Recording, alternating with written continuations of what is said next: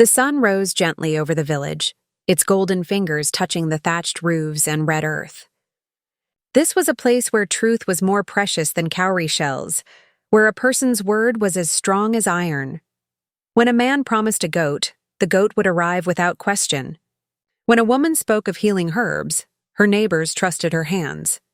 The elders guarded these ways like hunters guard the forest path, for they knew the village's strength lay not in spears or numbers, but in trust. Among this people was born a girl whose tongue was quicker than her feet. She was stubborn, her eyes flashing with mischief like fireflies in the night. While others her age played with stones or learned songs, she found amusement in words. "Why speak plain?" she would say with a sly grin, "when a twist of the tongue can make the world dance." The villagers laughed at first, taking her chatter as nothing more than a child's game. Yet, behind her smile, her stories grew sharper, weaving shadows where there was once only light. It began with little things. "The chief's goat is missing," she whispered one evening, though the animal grazed quietly by the river. Another day, she claimed, the pot of millet was stolen by the neighbor's son, though the boy had done no such thing. She laughed when people's faces tensed, when suspicion brewed in the air. What she thought was harmless play began to stir unease. Friends argued, mothers scolded sons, and neighbors cast doubtful glances at one another. The elders shook their heads and muttered, "A small snake can still carry poison." But the girl only giggled, her voice light and mocking, never seeing that her words, like seeds, had already taken root in the soil of mistrust. The day came when the girl's words had twisted the village so tightly that even laughter felt thin. The elders, who had seen many seasons, called her to the gathering tree. Its branches stretched like arms of wisdom over the square, and beneath its shade, truth had always been spoken. The oldest among them, his beard white as cotton, fixed his eyes upon her. "Child," he said, his voice deep as the drum that calls warriors to battle, "your tongue has grown dangerous. A lie is like a snake. Once it leaves your mouth, no one can say where it will strike, or whose blood it will taste." Another elder, her back bent but her spirit strong, added, "We live by trust. Break it, and you weaken the rope that binds us as one people." The girl only crossed her arms, her lips curling into a smile. "They are only words," she answered. "If people are foolish enough to believe them, is that my fault?" Her laughter echoed in the square, sharp as a bird's cry in the night. Where wisdom was offered, she planted pride instead. From that day, she found pleasure not in games or friendship, but in chaos. She whispered false tales into eager ears, then watched like a hunter enjoying the struggle of caught prey. Families quarreled, neighbors accused one another, and her laughter rang like mocking bells. But shadows do not hide for long. Her lies began to stain her family like smoke clinging to cloth. At the market, her mother bent over baskets of grain, only to hear whispers snake through the crowd. "Is she not the mother of the girl with the snake's tongue?" one woman murmured. "They say her husband hides goods stolen from traders," another replied, shaking her head. The mother's face burned with shame, though her hands were innocent. At home, her father walked the paths with his head bowed, hearing the villagers murmur, "Can the fruit of a tree be better than its root?" If the daughter lies, surely the parents cannot be trusted either. The once honored family found doors closing to them, trust withering like a drought-stricken field. Yet the girl, blind in her stubbornness, laughed still, never seeing that her words were not only destroying the village, but cutting into her own blood. The girl's words, once received with curious laughter, soon became like a pestle pounding ceaselessly on an empty mortar. Day after day, her lies rang through the village square, weaving into the air like smoke no wind could chase away. What was once amusing turned heavy. Trust, the very rope that bound the people together, began to unravel thread by thread. Mothers shook their heads at her passing. Children, once eager to hear her tales, now whispered, "She is not clever, she is cursed." Even the hunters, who feared little, muttered among themselves, "A child who mocks truth invites misfortune to her home." But in African tales, shadows always whisper before storms. One evening, as the sun sank red behind the hills, an elder raised his staff and spoke to those gathered. "Listen well," he said, his voice steady as the rivers flow. "The drum of truth beats slowly, but its sound reaches even the deaf. One who mocks truth will one day be mocked by her own lies." The proverb rolled through the crowd like distant thunder, its echo lingering long after the people had gone to their homes.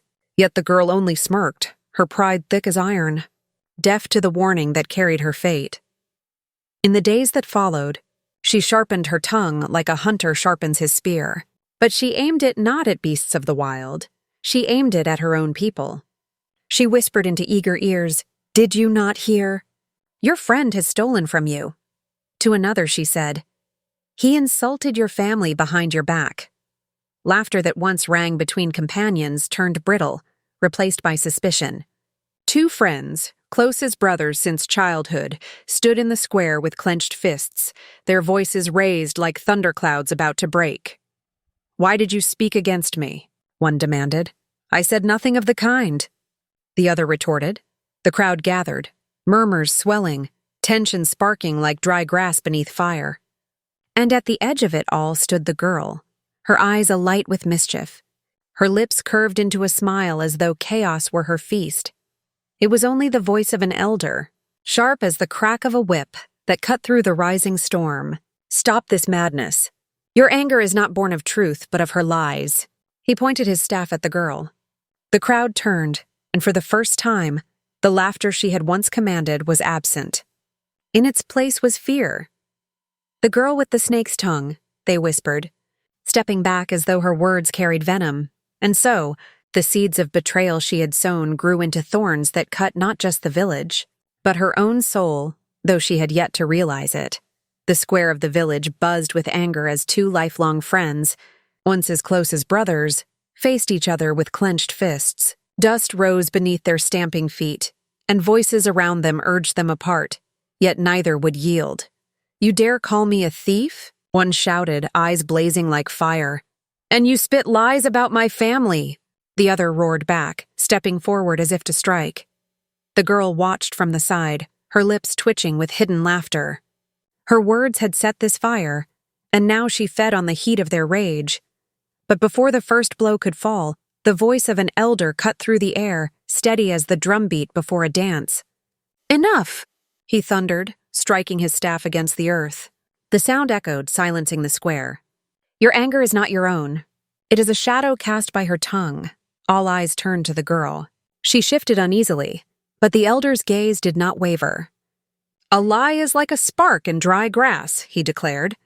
"It may begin small, but soon it consumes the whole field. And she," he said, pointing his staff, "has set this fire among you." The murmurs of the crowd grew heavy, carrying judgment in every word. Someone whispered, "She speaks with the tongue of a snake." Another muttered, "Her laughter is poison." The name spread quickly, sharper than any blade. The girl with a snake's tongue. The girl's smirk faded. The joy she once drew from her tricks faltered beneath the weight of their fear. Children hid behind their mothers when she passed, and even her smile, once bright and mischievous, was now seen as a shadow of danger. Her words no longer carried charm, but menace. Each sentence she spoke was met with narrowed eyes and shaking heads. Where once her tongue brought her power, now it brought her isolation. The rope of trust that bound her to her people was fraying, and though she did not yet realize it, it would soon snap. The village sun burned high when her voice first turned against her own blood. Standing before the young men gathered at the square, she pointed at her father's hut with a sly smile. "He hides stolen goods beneath the mat where he sleeps," she whispered loudly enough for the crowd to hear. "The old man who teaches honesty has a thief's hands," the people gasped. The father's back stiffened where he sat, mending a broken calabash.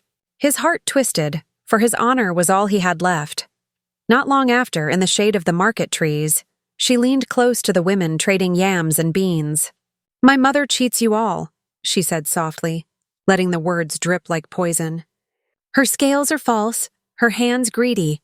The women pulled back. Their laughter faded. seeds of doubt sank deep into their hearts. That night, when the sky carried the sound of crickets, the parents called their daughter inside.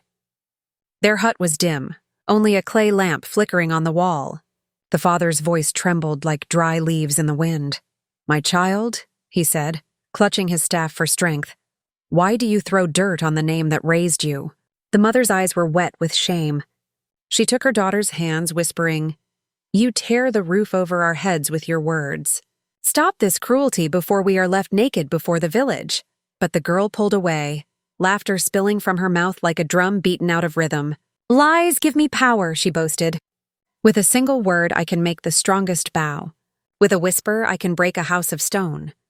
With a whisper I can break a house of stone." Her parents' hearts broke as her laughter filled the small hut. They knew the child they had raised was now a stranger. Days passed, and the wound her lies carved grew deeper. In the square, men whispered when her father passed, their eyes sharp with suspicion. "There goes the thief," some muttered. The old man's shoulders sagged.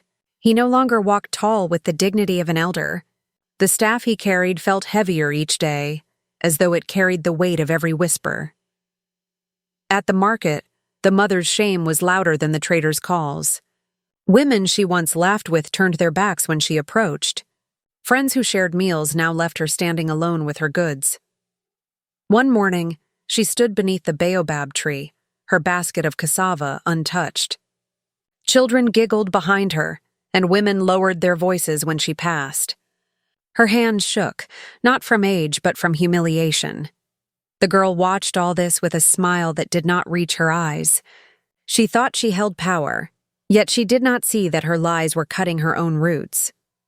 A tree cannot stand if it poisons its soil, and a child cannot rise if she destroys the name of her house.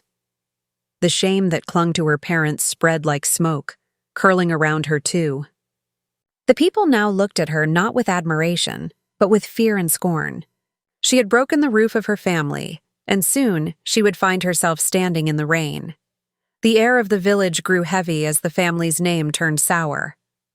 Once, their hut was alive with laughter, and neighbors often shared calabashes of palm wine beneath their roof. But now, bowls of food no longer crossed their threshold. Children were called inside when they passed.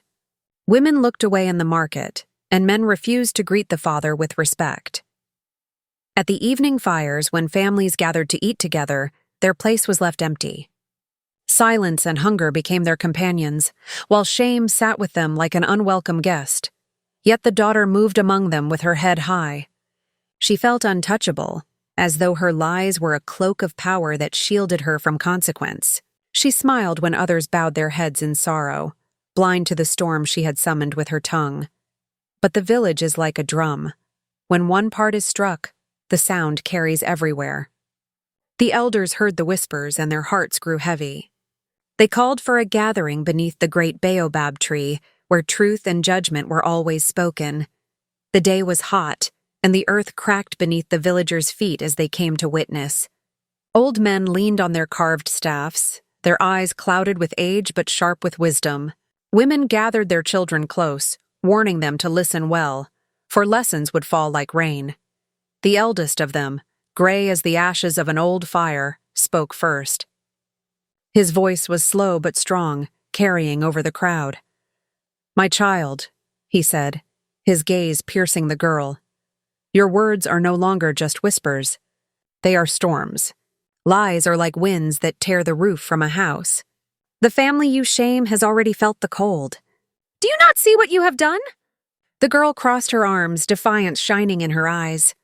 "They believe me because I am clever," she said. "I speak and the people follow.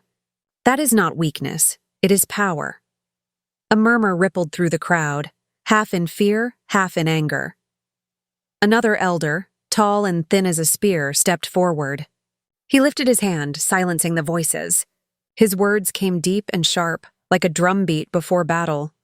"A lie is a fire," he warned. "Once it begins, it does not ask who lit it. It spreads, it devours, and even the one who kindled the flame will be burned. You may think you hold it in your hands, but soon it will leap and consume you.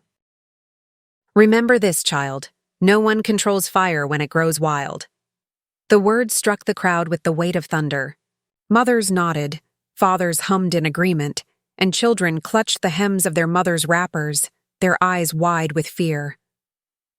The girl's smile faltered, but only for a moment. She lifted her chin, as if to shake off the warning. Yet in the depths of her heart, the ember of fear began to glow. For even the proud cannot ignore the voice of thunder. And so the gathering ended, but the warning remained, carried in the wind that passed through every hut. The people knew, when fire licks at the walls, no house stands safe. The girl listened to the words of the elders, but instead of trembling, she laughed. Her laughter was sharp, like the crack of dry wood in a fire. She tossed her head proudly, her eyes burning with defiance. "You speak of storms and fire," she said, her voice ringing through the crowd. "But what is an old man's warning compared to the power of my tongue? When I speak, people move. When I whisper, hearts tremble. I am not bound by the chatter of wrinkled mouths." Gasps rippled among the villagers. The mothers clutched their children tighter, while the elders shook their heads in sorrow. One of them muttered under his breath, "A child who mocks wisdom builds her own coffin." But the girl only smiled, stretching her arms wide as though she could command the sky itself. She strutted through the square, mocking the gray-bearded ones who had spoken truth. Her pride became like a drumbeat, each step echoing louder than reason. Yet behind her laughter, the air grew tense. The people felt it, the weight of something unseen, the hush before the storm. The narration of time whispered its warning. The web she weaves will one day catch her own feet. Still, she was blind to it, drunk with her own cunning. In the evening, when the sky burned red with the setting sun, she crafted her boldest lie yet. She ran into the village square, her breath ragged, her eyes wide with false terror. "Help! Help!" she cried, her voice cutting the air like the strike of a whip. "Beasts have come! Fierce beasts are attacking the goats by the riverbank. Their eyes glow, their teeth are sharp. They will devour everything." Her scream shook the stillness of dusk. Men dropped their calabashes of palm wine. Women left their cooking pots to hiss in the fire. Children clung to their mothers as the crowd surged. "Where are they? Which beasts?" The hunters shouted, grabbing their spears. Her voice rose higher, like thunder rolling across the hills. "By the river! Hurry, or all will be lost!" Fear spread through the village like dry grass catching flame. Feet pounded, spears gleamed, and the crowd scattered toward the riverbank. The goats bleated in confusion, dragged along in the rush. Dust rose into the air, swirling with cries of panic. But when the hunters reached the place, they found only calm water glimmering in the fading light. The goats stood unharmed, chewing lazily on the grass. No beast prowled, no eyes glowed in the shadows. Silence fell, heavy and bitter. Slowly the people turned, suspicion rising like smoke. Their eyes fell upon the girl, who stood in the square laughing, her body shaking with amusement. "You fools!" she shouted, clutching her sides. "Did you see how quickly you obeyed me?" I spoke, and the mighty hunters ran like frightened children. "Do you not see? My tongue rules you all." The laughter that once had dazzled now pierced the villagers like a knife. Mothers frowned. Fathers gritted their teeth. The elders whispered to each other, their faces carved with sorrow and dread. For though no beast had come from the river, a greater beast had been set loose among them, the beast of lies, whose hunger would not rest until it devoured the very one who fed it. The hunters rushed forward, spears in hand, their feet drumming the earth like war songs. Faces tightened with determination, and voices barked commands to steady the crowd. Mothers clutched their children close, shielding them behind trembling arms. Whispers spread like sparks through dry grass.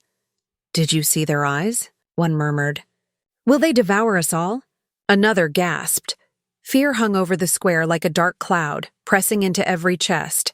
Even the bravest men felt their hands sweat upon their weapons, for no one doubted the terror painted by the girl's tongue. Night fell heavy and cold. The people waited, their eyes fixed on the shadows at the edge of the village. Torches burned low, their flames flickering against nervous faces. The goats stirred uneasily, but no beast came. An elder lifted his hand, calling for stillness.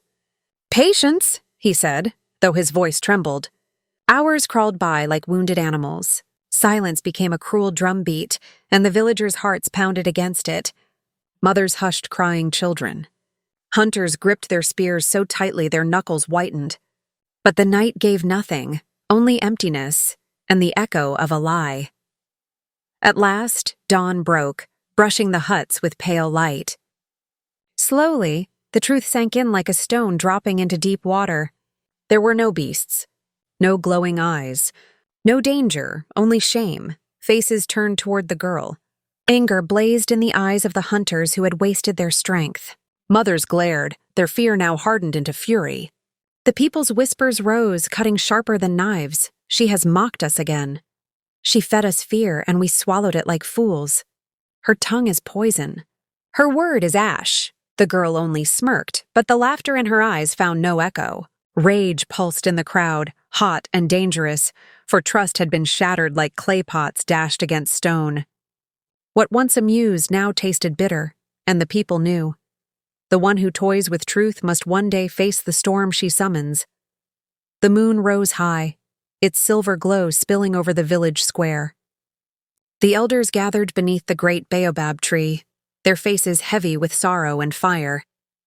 Wrinkles carved deep lines of wisdom and disappointment into their brows. The drums of silence beat louder than any song.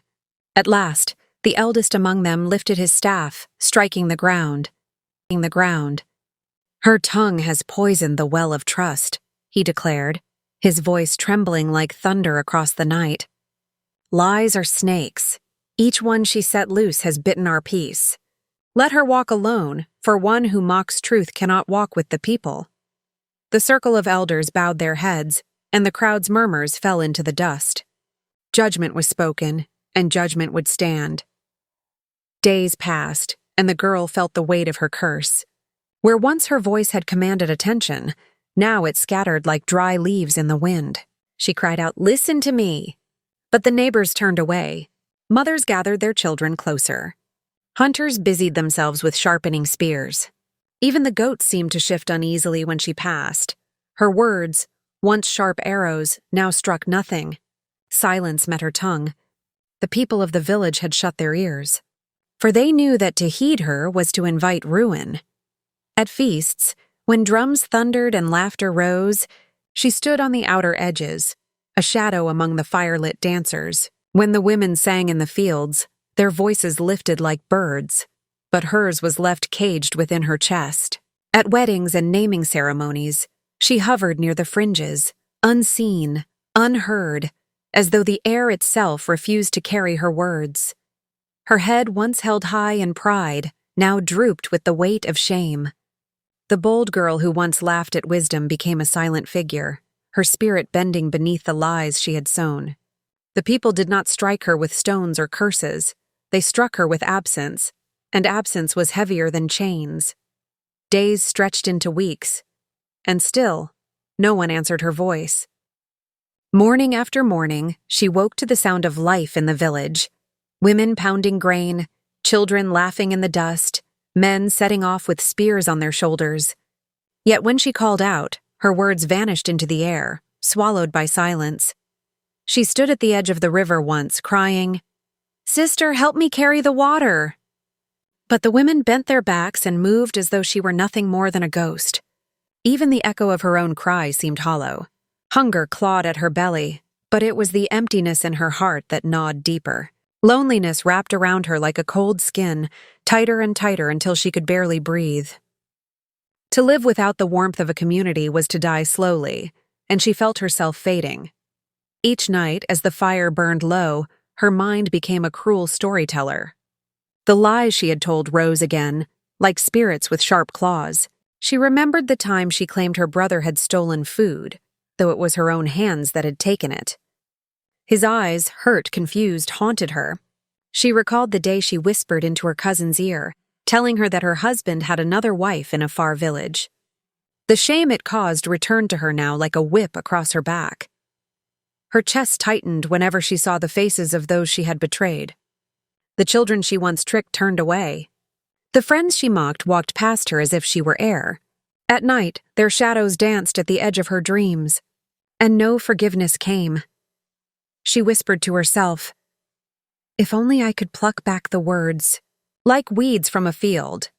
But words, once spoken, had become stones. They had rolled down the hill and crushed her own feet. Slowly, she came to understand the bitter lesson carved into her heart. Lies were not feathers carried away by the wind. Lies were thorns hidden in her hands, and every time she closed her fist, they cut her deeper. Her pride, once tall as the palm tree, had been struck low, bent until it nearly broke. She sat alone beneath the old baobab tree and said aloud, though no one answered, "Truth walks slowly, but it always reaches the village.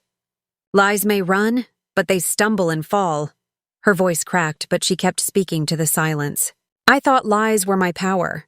Now I see they were my chain." The moon watched her, cold and distant, while the stars blinked like the eyes of ancestors. There, in the loneliness of her shame, she discovered too late that a tongue unbridled can wound its own master. The lesson was bitter, carved deep where no one could see, but heavy enough to carry for the rest of her days. The night was heavy with silence, broken only by the restless bleating of the goats. A shape moved in the tall grass, dark as the shadows themselves. The lion's body flowed low to the earth, its golden eyes burning like coals in the blackness. Step by step it drew closer, the circle of its hunt tightening. What she had once spoken of as lies now rose before her, real and merciless. Her chest tightened as she whispered to herself, "This is no tale from my tongue. This is death walking." The goats stirred, sensing the danger, but the village slept on, trusting that her warnings were only wind. The lion's tail flicked, its muscles coiled like a bow, and hunger shone in its gaze. She felt her fear break into a scream, sharp and trembling, tearing through the night like the beat of a great drum. "Help, the lion! The lion comes for us!" Her cry leapt over the huts, carrying urgency in every word, but the silence that answered her was heavier than the beast's growl. From behind closed doors, whispers rose like cold smoke. "The liar shouts again," some muttered. "Her tongue tricks us no more," she cried louder, her voice cracking like dry wood. "I speak truth.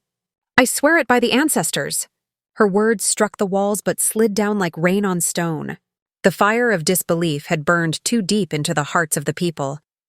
One by one, the villagers turned in their sleep, their faces turned away from her pain. Mothers hushed their children, fathers shook their heads, and the young mocked in whispers.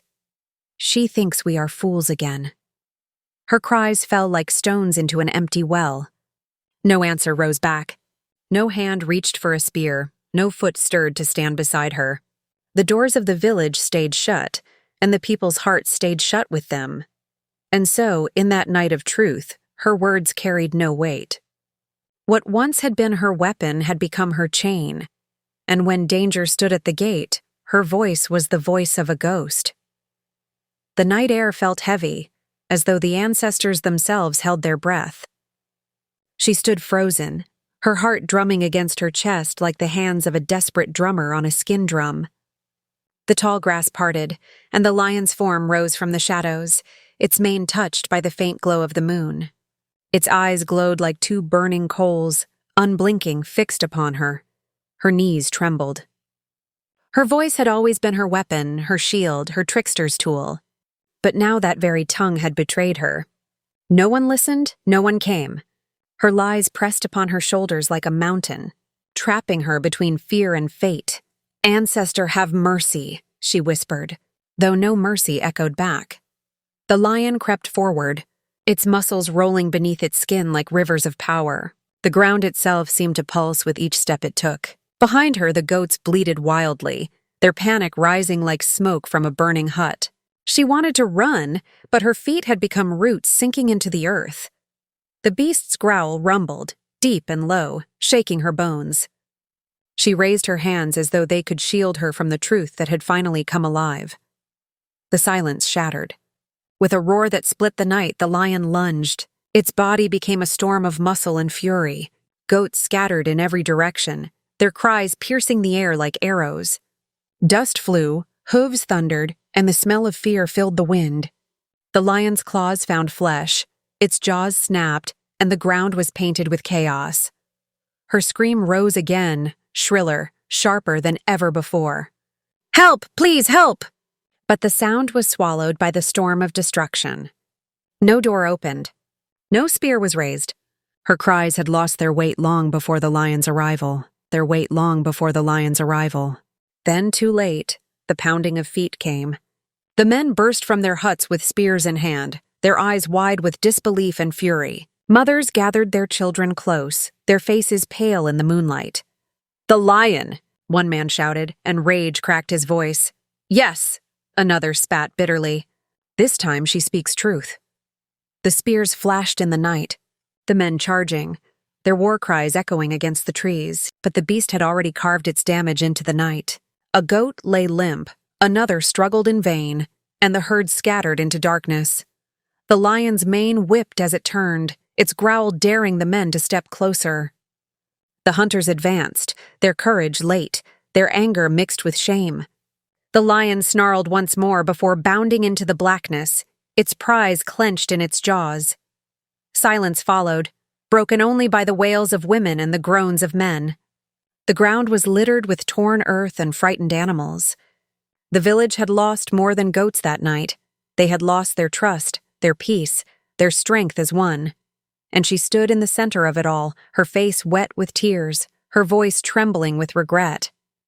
I told you this time," she whispered. But no one looked at her with pity. Only hard eyes met her own, eyes that carried the weight of betrayal and loss. An elder's voice cut through the air, slow and heavy. "A tongue that twists truth into lies is a tongue that brings ruin. You made us deaf to danger, and now the beast has eaten both our goats and our trust." Her body shook, for she knew the words were true. Her pride had led her here to this night of ruin. And though the lion had vanished into the darkness, its shadow lingered, carved into every heart. Her breath came in ragged gasps as she stumbled into the shadows, the lion's roar still burning in her ears. Her arms and legs bore scratches where thorns had torn her flesh in her desperate escape. But it was not the shallow wounds on her skin that weighed her down. It was the wound no healer could touch, the wound carved deep into her heart. She pressed her hands against her chest as if she could quiet the storm inside. Guilt wrapped around her like a cold chain. The lies that once gave her power had now stripped her bare, leaving only the bitter truth.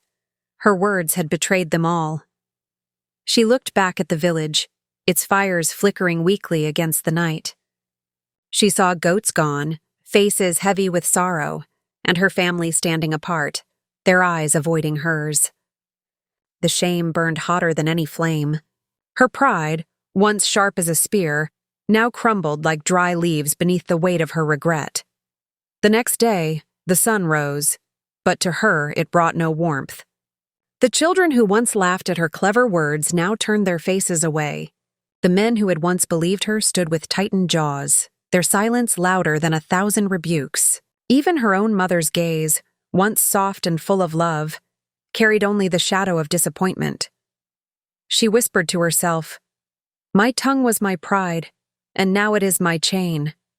I have harmed not only myself, but all who trusted me." The fire of regret licked at her soul. She saw the hunger in the eyes of the children who would go without milk. She saw the grief in the elders' faces, who knew their strength as a people had been weakened. And in every shadow, she felt the weight of her lies pressing closer, leaving her no place to hide. That evening, when the drums called the village together, she did not stay hidden. Barefoot and trembling, she walked to the council of elders, her steps slow, her body bowed by shame. The great baobab tree rose above them, its branches spreading wide like the arms of ancestors, watching in silence. She fell to her knees in the dust before the circle. For the first time, her voice was not sharp, not mocking, but soft, like a stream in the dry season. "Fathers, mothers," she began, her eyes lowered. "My lies have been poison. They have wounded not just me, but every soul here. I mocked your wisdom. I laughed at your warnings. I broke the bond of trust that holds a village together. Tonight I kneel not to ask for forgiveness I do not deserve, but to confess my shame. I carry it as my burden, and I will not hide from it. The air grew still. The people watched, waiting. Their anger cooled into sorrow. One elder leaned on his staff, his voice deep and steady. "Child," he said, "you see now what your tongue has done. A wound from a spear may heal, but a wound from lies bleeds in every heart. You kneel before us broken, and that is the beginning of wisdom." She bowed her head, tears falling into the dust. For the first time she felt the weight of the elders did not raise their voices, nor did they strike her with harsh words. Instead, they looked upon her with eyes heavy with sorrow and wisdom. One elder, his hair white as ash, lifted his staff and spoke slowly so that every ear could hear. "Child, truth walks slowly, but it always reaches the finish. Lies may run like the wind, but they stumble and fall. What you sow with your tongue, you will one day harvest in your heart." His words sank into her spirit like water into parched earth. She bowed her head, trembling, her tears falling into the dust. At last, she lifted her eyes to the circle. Her voice, once sharp and boastful, now carried the softness of humility. "I will no longer boast," she said. "I will no longer weave shadows and call them truth. I will mend what I have broken, not with words, but with deeds. Let my hands carry water for the weary. Let my back bear the weight of the fields. Let my honesty, day by day, prove the change within me." The people murmured among themselves. Trust did not return at once, for scars take time to heal. But in her vow they saw the first flicker of a new fire, the fire of truth that warms instead of burns. Days turned into weeks, and the girl no longer filled the air with deceit.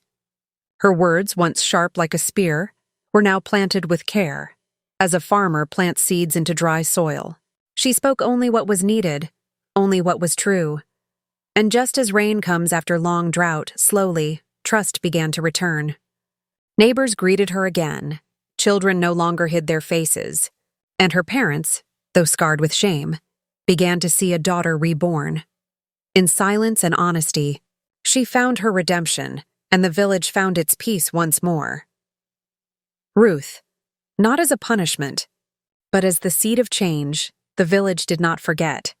Mothers drew their children close and whispered, "Do not walk the path she once walked, for it leads to sorrow." Fathers reminded their sons, "Strength without truth is like a bow without a string." The elders, seated beneath the great Iroko tree, nodded as they spoke in council, "Let her story guide us, for truth is the weight carried by the ancestors." Her life became more than a tale of shame. It became a mirror held up to all who would choose falsehood over honesty. Wherever people gathered, her name was mentioned, not with cruelty, but with warning. As nights fell and fires crackled, her story was retold. The drummers paused, and the oldest voice would rise. Heavy with meaning, the liar's voice may rise like thunder, but it always falls silent before the drum of truth. Children leaned forward, eyes wide as sparks flew into the night sky. The proverb settled deep in their hearts, for they understood that thunder fades, but the drumbeat continues, steady, eternal, and strong. Her journey was no longer just her own. It had become a proverb carved into memory, a warning carved into the very bones of the village. Time passed, and generations carried the lesson forward. Her tale slipped into songs sung at weddings, into stories told to children when the moon hung low, into rituals that honored the ancestors. Her voice, once broken by lies, now echoed as the eternal drumbeat of truth. In every chant, in every dance, in every proverb passed down, her legacy endured, not as the girl who once deceived, but as the lesson that truth is the only path that never fades.